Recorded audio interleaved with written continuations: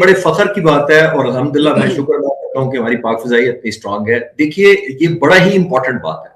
ایک دشمن ملک جو بڑا ہوتا ہے آپ سے 3 گنا بڑا, وہ اپنی ٹرم پر آپ کو لڑا سکتا ہے کیونکہ وہ نومیریکلی بڑا ہے, اس کے پاس سپیریورٹی ہے, اس کے پاس ٹیکٹکس ہیں, وہ اوور پاور کر سکتا ہے, ایئر سپیریورٹی اور ایئر ڈومیننس جیسی سچویشن کریٹ کر لیتا ہے ہوا میں. لیکن یہاں ایک ایبسولوٹ ڈفرنٹ میتھڈولوجی تھی جو انشاءاللہ آنے والے وقتوں میں کئی سالوں تک پڑھائی جائے گی. وہ کیوں؟ انڈین ایئر فورس سے 1/3 ایئر فورس چھوٹی ہے اور لیڈر آف ایسکلیشن یہ کنٹرول کر لی ہے. امیجن کریں, یعنی کنٹرول پاک فضائیہ کے سربراہ کے ہاتھ میں الحمدللہ اس طرح ہے کہ وہ اتنا ہی پنش کرنا چاہتے ہیں جہاں وہ سمجھتے ہیں کہ میسج پہنچ گیا ہوگا. ہمارا مقصد شوٹنگ سپری لانچ کرنا نہیں تھا کہ جو آئے گا مار دیں گے. ہم نے ایک میسج دینا تھا کہ آپ کو ایک پروہیبٹیو پرائز دینی پڑے گی اگر ہمارے ملک کی سوورنٹی کو آپ چیلنج کریں گے. اور پروہیبٹیو پرائز کا مطلب 20-50 جہاز نہیں ہوتا, آپ نے سگنل بھیجنا ہوتا ہے کہ یہ آپ کو قیمت دینی پڑے گی, آپ کے تمام جہاز انسیکیور ہیں. اور بائی دا وے آخری بات ہے سوال کے جواب میں بڑی امپورٹنٹ ہے, جب آپ کسی ملک کے 8 جہاز 85 میں سے مار دیتے ہیں تو ایک ایلیمنٹ آف پینک پھیل جاتا ہے ان میں.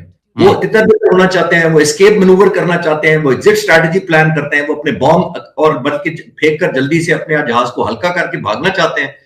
اس صورت میں تو اور زیادہ آسان ہو جاتا ہے کیونکہ ایک ڈیفیٹڈ مائنڈ سیٹ میں چلے جاتے ہیں یہ جہاز, یعنی کہ اسکیپ منور میں چلے جاتے ہیں, وہ بھاگنا چاہتے ہیں. جب کوئی فائٹر پائلٹ ایک اسکیپ منور پلان کر لے تو اس کو ٹارگٹ کرنا بہت آسان ہوتا ہے. میں پری ریکوزٹ بتا دیتا ہوں, جب کوئی ملک ایک فائٹر جہاز اپنی ایئر فورس میں انڈکٹ کرنا چاہتا ہے وہ عام طور پر 4 کرائٹیریاز ہوتے ہیں, لیکن پاکستان الحمدللہ 5 کرائٹیریاز پر پورا اترتا ہے. وہ پہلے 4 بتا دیتا ہوں, پھر 5 آپ خود ایگری کر جائیں گے.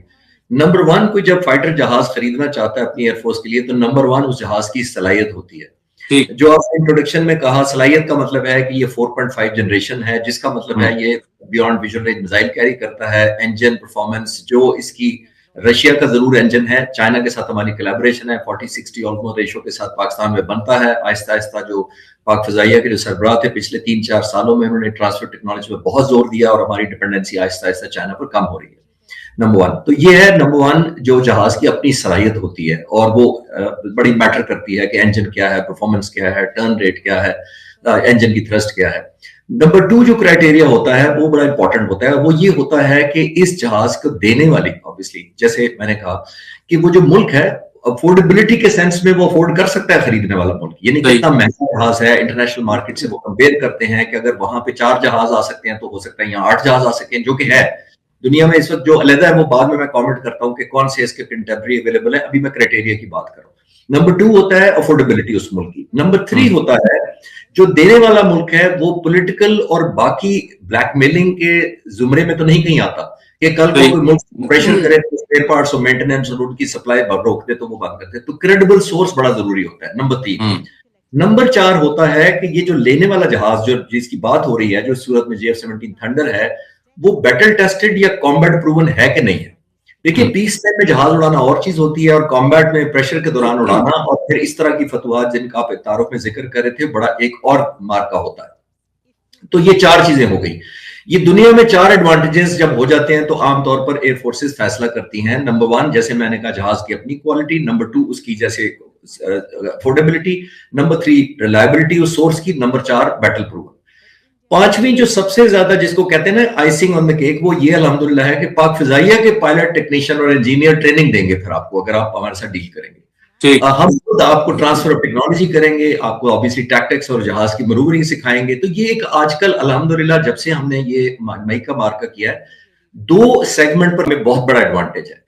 یہ بیٹل ٹیسٹڈ اور کامبیٹ پروون جہاز ہے. ابھی نہیں, صرف 2019 میں جب ابھی لندن کو شوٹ ڈن کیا تھا اس وقت یہ جہاز ایکٹیولی ہوا میں تھا, اس آپریشن کا حصہ تھا, اور ابھی مئی میں تو ہسٹری لکھی جا چکی ہے. ایک یہ بات ہے. اور تیسرا آپ نے دیکھا جو سیکنڈ ایلیمنٹ اس کے اوپر ہے وہ امپورٹنٹ یہی ہے کہ پاک فضائیہ کی ٹریننگ کی سٹینڈ لون ڈیمانڈ بھی ہے. یہ جو اچھی خوشائند بات اس پورے اندر یہ ہے کہ جو جہاز نہیں بھی خریدنے چاہتے ملک ہم سے, وہ کہہ رہے ہیں کہ ہمیں ٹریننگ امپارٹ کر دیں. تو یہ 5 کرائٹیریاز آئی تھاٹ کہ میں سبمٹ کر دوں, آپ کے ویورز بہتر انڈرسٹینڈ. اس آپریشن میں سارا پیکج تھا, بہت سارے جہاز تھے جس میں وارفیئر, جیمرز اور F-16 بھی تھے اور میراجز بھی تھے اور JF-17 تھنڈر بھی تھے. تو یہ کمپلیٹ آرکیسٹریٹ کیا گیا تھا جس کے اندر اس کو ٹریپ کیا گیا تھا اور شوٹ ڈاؤن ابھی لندن کے جہاز کو کیا گیا تھا. JF-17 تھنڈر کا بہت کرٹیکل رول تھا اس کے اندر. اس طرح کیا جاتا ہے کہ آپ دشمن کو پہلے بیفور ٹائم سگنل نہیں دیتے اپنے ہونے کا, اور یہی 2025 میں بھی ہوا تھا. मई में भी। यानी आप विजिबिलिटी नहीं शो करते, अपने इलेक्ट्रॉनिक वॉरफेयर और जैमिंग और काउंटर जैमिंग और इस तरह की कोई टेक्निक जाहिर नहीं करते, यानी आप उसको एक साइलेंट ट्रैप में आने देते हैं, जिसका मतलब ये है कि दुश्मन समझता है कि ये फ्री स्काई है, ये ओपन स्काई है जहां मैं एंटर हो रहा हूं, ये मेरा राज है, क्योंकि मेरे पास जहाज है, मेरे पास रेडार है, मेरे पास मिसाइल है, तो मैं एक ऐसी स्पेस के साथ एंटर हो रहा हूं जो मेरे लिए आजाद फजा है। तो वो आजाद फजा होती नहीं है, उसका एम्बुश करने का इंतजार किया जाता है। दैट मींस आप एक क्रिटिकल डिस्टेंस के बाद जब आ जाते हैं तो फिर आप पर एक डायमेंशन से नहीं, दो से नहीं, 3-4 डायमेंशन से हमला किया जाता है। सैटेलाइट पिक्चर आपसे ली जाती है, वहीं पर साइबर कमांड आप पर हमला करती है, आपकी डिसेप्शन की जाती है, आपको रेडियो कॉल्स आपकी जैम कर दी जाती है। तो बहुत सारी टेक्निक्स होती हैं जिनसे आप कलेक्टिवली ऑर्केस्ट्रेट करते हैं इस तरह का एम्बुश को।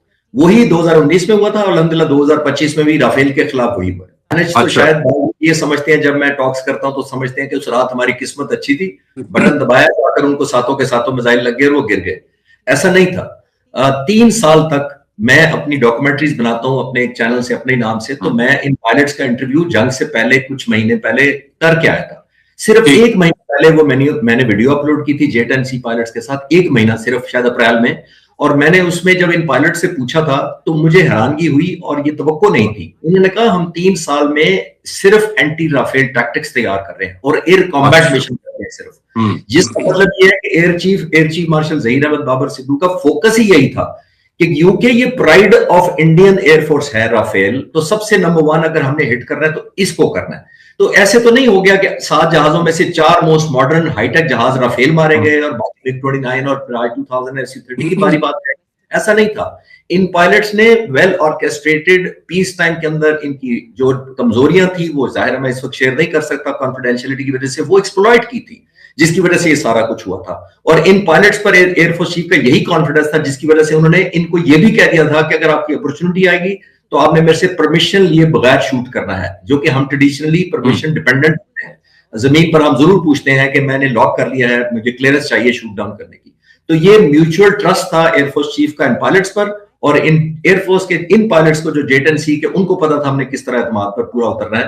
तो ये अल्हम्दुलिल्लाह ऑर्केस्ट्रेट किया गया था, एम्बुश किया गया था 2019 में भी और 2025 में भी। बड़े फख्र की बात है और अल्हम्दुलिल्लाह मैं शुक्र अदा करता हूं कि हमारी पाक फ़िज़ाई इतनी स्ट्रांग है। देखिए ये बड़ा ही इंपॉर्टेंट बात है।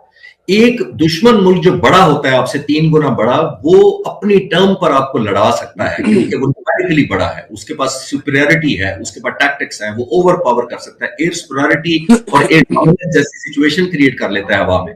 लेकिन यहाँ एक एब्सोल्यूट डिफरेंट मेथोडोलॉजी थी जो इंशाल्लाह आने वाले वक्तों में कई सालों तक पढ़ाई जाएगी। वो क्यों? इंडियन एयरफोर्स से 1/3 एयरफोर्स छोटी है और लेडर ऑफ एस्केलेशन ये कंट्रोल कर ली है। इमेजिन करें, यानी कंट्रोल पाक फिजाइया के सरबराह के हाथ में अल्हम्दुलिल्लाह इस तरह है कि वो इतना ही पनिश करना चाहते हैं जहां वो समझते हैं कि मैसेज पहुंच गया होगा। हमारा मकसद शूटिंग स्प्री लॉन्च करना नहीं था कि जो आएगा हम मार देंगे। हमने एक मैसेज देना था कि आपको एक प्रोहिबिटिव प्राइस देनी पड़ेगी अगर हमारे मुल्क की सॉवरेनिटी को आप चैलेंज करेंगे। और प्रोहिबिटिव प्राइस का मतलब 20-50 जहाज नहीं होता, आपने सिग्नल भेजना होता है कि ये आपको कीमत देनी पड़ेगी, आपके तमाम जहाज इनसिक्योर हैं। और बाय द वे आखिरी बात इस सवाल के जवाब में बड़ी इंपॉर्टेंट है, जब आप किसी मुल्क के 8 जहाज 85 में से मार देते हैं तो एक एलिमेंट ऑफ पैनिक फैल जाता है उनमें। वो इधर होना चाहते हैं, वो एस्केप मैनूवर करना चाहते हैं, वो एग्जिट स्ट्रैटेजी प्लान करते हैं, वो अपने बॉम्ब और बल्कि फेंक कर जल्दी से अपने जहाज को हल्का करके भागना चाहते हैं।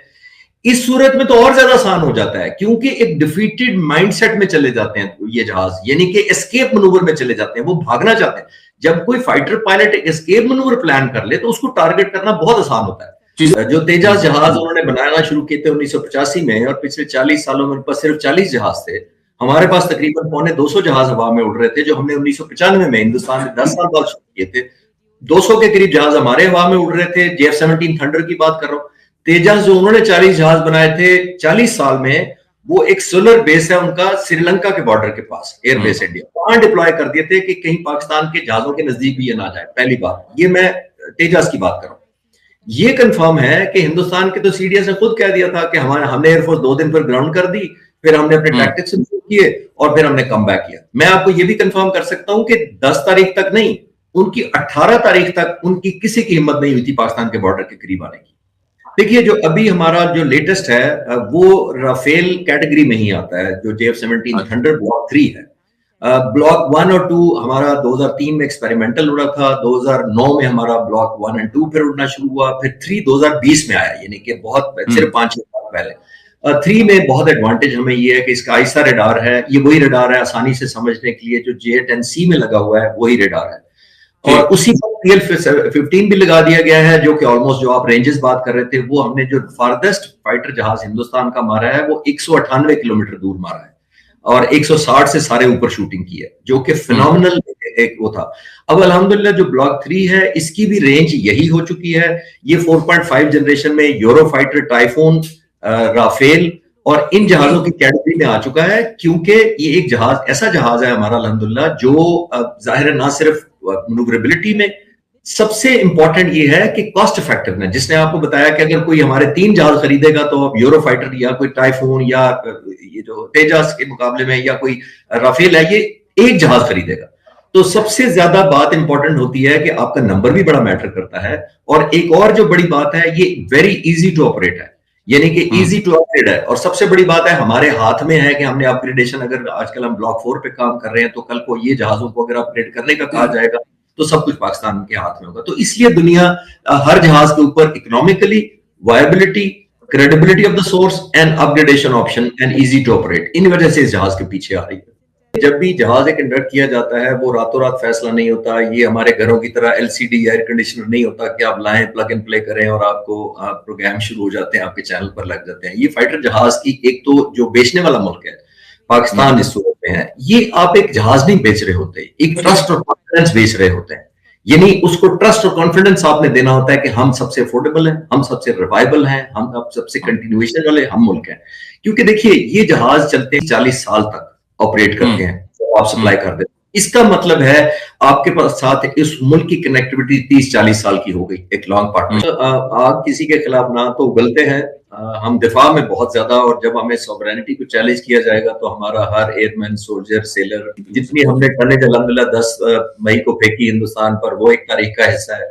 तो हम आग सिर्फ अपने सॉवरेनिटी और बच्चों के मुस्तकबिल के लिए जरूर फेंकते हैं, लेकिन ना हम लोगों के अंदर भरते हैं, ना हम अपने अंदर चाहते हैं कि हम अपनी आग करें। लेकिन किसी वक्त चैलेंज किया गया तो जाहिर है। लेकिन जो आपने पॉलिटिकल क्यों के एंगल से इसको देखा है, देखिए पॉलिटिशियंस का जिम्मेदारी ये होती है कि वो कौम के अंदर एक पॉजिटिविटी डेवलप करें, एक होप डेवलप करें, एक फ्यूचर के ख्वाब दिखाएं, और जाहिर है उसकी ताबीर के लिए अमल दरामद करें। हिंदुस्तान, मुझे अजीब ये बात लगती है कि हमसे पॉपुलेशन में कुछ 6 गुना बड़ा मुल्क है, इकोनॉमी में कई गुना बड़ा मुल्क है, मिलिट्री में 10 गुना बड़ा बजट है उनका, लेकिन मुझे ये समझ नहीं आती कि जब उनका इलेक्शन होता है वो अपने लोगों को एक पाकिस्तान के खिलाफ हाइप और खौफ क्रिएट करने को चाहते हैं। हमारे कई सालों से मैं आपको देख रहा हूँ, आप कवर करते हैं, तो मैंने तो आज तक आपको नहीं देखा कि आपने या किसी पॉलिटिशियन ने हिंदुस्तान से डरा कर वोट लिया हो। उनसे कहा जाएगा कि अगर मुझे वोट दे दो वरना हिंदुस्तान आ जाएगा, तो यहां तो नहीं होता कभी। लेकिन मुझे अजीब बात लगती है कि इतना बड़ा मुल्क होकर, दुनिया की सबसे बड़ी पॉपुलेशन होकर, आप पाकिस्तान का नाम लेकर डराते हैं।